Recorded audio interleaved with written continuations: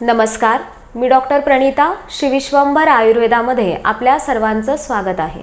हा कोरडा खोकला येण्याची कारणे काय काय आहेत ते बघूयात। वृक्ष, शीत, कषाय गुणात्मक आहाराचे सेवन करणे म्हणजेच कोरडे, थंड, तुरट चवीचा आहार घेणे, पूर्णतः लंघन करणे किंवा अगदी कमी प्रमाणामध्ये आहार घेणे, अति व्यायाम करणे, आपल्या शक्तीपेक्षा जास्त परिश्रम करणे, रात्री जागरण करणे, अधारणीय वेगांचे धारण करणे म्हणजेच मलमूत्रांचे वेग किंवा इतर अनेक वेग आहेत की ज्यांचं अजिबात धारण करू नये असं आयुर्वेदामध्ये सांगितलेलं आहे।